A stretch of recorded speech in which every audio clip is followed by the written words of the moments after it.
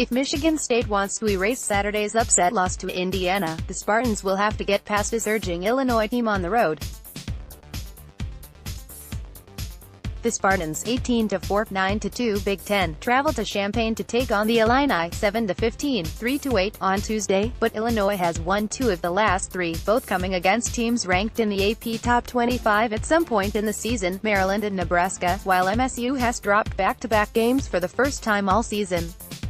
To preview the game, the State News interviewed Stephen Cohn, an editor at the SB Nation affiliate Champaign Room. Here's what he had to say. Editor's note: some quotes have been edited for clarity.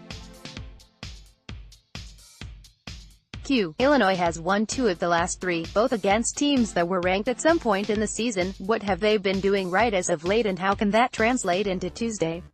Cohn: I don't know, it's tough to see them doing anything right because the games are ugly a lot of the time. They're finally getting production from more guys than Ao Do-Sunmu, and I feel it's different distributors actually showing up every game. So like Tevian Jones was suspended for half the season and now he shows up, gets double digits in 2 straight games, had 18 against Maryland. Against Nebraska, Kipper Nichols, a redshirt junior, didn't score for 5 straight games, so he may as well have been suspended at that point. He scores 18 against Nebraska. He comes alive and makes a bunch of really difficult shots. So suddenly, you're getting production from the bench, and those are the points that were missing. Once they had someone else actually scoring, it just changed everything. So it's not like there's one thing they are doing, I feel it's just more guys actually producing offense. Q. You talked about Ao Do-Sunmu, and he's up to 14.6 points a game in Big Ten play. What makes him so hard to stop? Cohn: it's really cool for once to see what a really, really talented basketball player looks like. Because, obviously, he's going to be in the NBA just because you can't stop him in transition.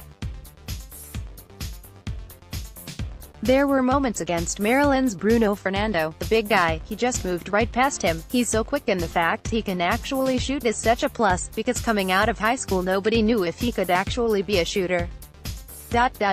So just the combination of being so good in transition, actually having a jump shot, and then being a lockdown defender, he can do anything you need him to do. Q. What does Illinois have to do right in order to pull an upset? Cohn: last year, Trent Frazier was like one of the top scorers, maybe even the top freshman scorer in the Big Ten. He may have been no. 2 or something. And so then you get Ao this year, and a lot of people expected like they're going to play so well off each other, and, except for maybe a game or 2, they really haven't scored a bunch in the same game. It's either one of them's on and the other is off, or vice versa. So to pull such a big upset, like against Maryland played really bad and that really helped. Illinois really beat up Minnesota, that was like a whole team effort. And Nebraska was god-awful.